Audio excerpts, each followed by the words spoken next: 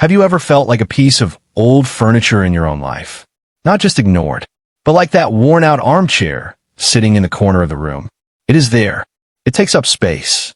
It works just fine, but nobody actually sees it. They toss things on it when nothing better is available. And if someone replaced it one day, nobody would notice the difference. That is the reality for the majority of men in relationships right now.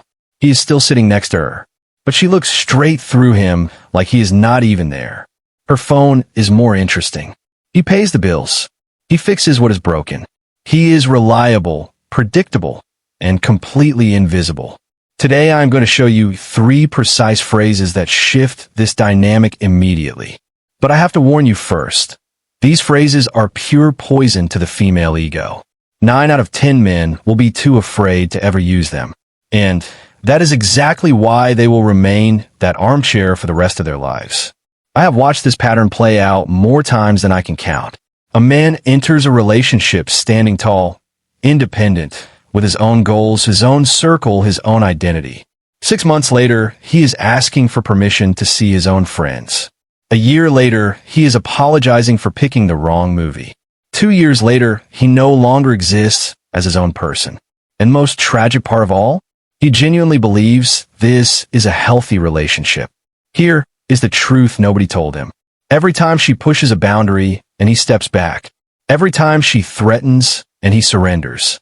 Every time she tests his strength and he breaks. He is not keeping the peace.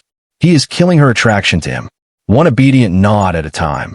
Because deep in her biology, deeper than any modern idea or social trend, one instinct is hardwired. She needs someone stronger than her own storm. And every time he proves he is not that person, another piece of her respect dies. Phrase 1. You are predictable. Outside a restaurant, a couple arguing on the sidewalk. She is losing it, screaming about her uniqueness, about how he never truly sees how special she is. He stays quiet, waits, then says calm, almost bored. You know, my ex used the exact same phrases. Word for word. Do you all share the same script? Complete silence. Not just quiet, completely silent. Her brain had a system crash. For the first time in her life, someone did not hold up a mirror showing her how amazing she is. He held up one that showed her how predictable she was. This works because her entire identity is built on the belief that she is the exception, not like the others. Unique. When you show her calmly, without any anger, almost casually, that she is repeating the same pattern as everyone else, something fundamental breaks inside her self-image. Phrase 2. I actually have other plans. She threatened to leave. Again, same card, same stage, same expectation that he would beg, explain, collapse. Instead, he stood up, walked to the door, and held it open. Brilliant idea. Honestly, I was thinking the same thing. There is someone I have been meaning to call anyway. Thanks for making this easy. She stumbled over her words. Try to take it back. Suddenly explained she did not mean it like that. And that was exactly the point. Every threat is built on one single assumption, that you are terrified of losing her. That is her primary lever of control. The moment you show not just acceptance, but actual relief, her entire control system collapses like a house of cards in the wind. Phrase 3. You are absolutely right. She attacked him, publicly, called him weak, said he was not a real man. He nodded, calmly. You are absolutely right. A real man would not sit here and accept this behavior. Thank you for pointing that out. Then he stood up and walked away. No argument. No drama. One single clean move. The agreement method works because her attacks are almost never real statements. They are tests disguised as declarations. She expects an emotional reaction, defense, anger, or begging. Any of those reactions confirms her control over you. When you agree instead, you break the entire framework of the test. She swings forward expecting resistance and falls straight into empty space. Now here is the truth. Nobody is comfortable saying out loud.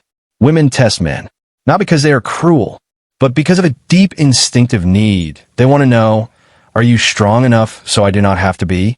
Every single test is a hidden question. Please pass, so I can finally let go. But here is the cruel paradox that destroys most men. The endless tests weaken the man in exactly the same proportion they were designed to prove his strength. It is like erosion by water. Each test removes another piece of his backbone until nothing remains but an empty shell that agrees to everything. And then comes the finale of this tragedy. She despises him for it. She hates what he became, even though it was her own endless testing that made him that way. A study in Stockholm observed couples during intense conflicts. The result was striking. When men maintained emotional stability while she was escalating, her own stress hormones dropped faster than with men who tried to actively calm her down. Her body was telling her what her mind refused to admit. Finally, someone who does not break. The most powerful position in any relationship is not who loves more. It is who needs less. When you do not need her approval, do not need her validation, do not need her presence to feel complete, you become something she has never encountered before. Because every man before you needed something from her. You're the first one who does not. And now the most shocking part. The part almost nobody sees coming. The words women fear the most are the exact words they need the most. A woman whose ego grew without any limits. Who always gets what she wants. Who has never faced real resistance. That woman is not happy. She is bored. Empty. She wonders why she feels hollow, even though she is everything she wanted. When you stop playing the game, you do not just save yourself. You save her too. From what unlimited power does to a person. Most men watching this will nod, will understand everything, and tomorrow morning go straight back into the same loop. Not because they are weak, but because the familiar always feels safer than change. Because avoiding conflict feels easier than respecting yourself. But I want to ask you one question, and I want you to really think about it. When did you stop being yourself? You invent 1,000 excuses. I did not want to hurt her. She stopped caring about your feelings a long time ago. I did not want to lose her. You lost her the moment she stopped respecting you. I do not want to be alone. You already are. Just with someone else in the room. Let me leave you with the thought that ties everything together. Her biggest fear is not that you will leave. It is that you will stay and stop needing her. That is the moment the throne does not just fall. It stops existing. Tell me in the comments, when was the moment you felt something was wrong? I read every single comment. And if this video said something you have felt for a long time but could never put into words, share it. This conversation is long overdue.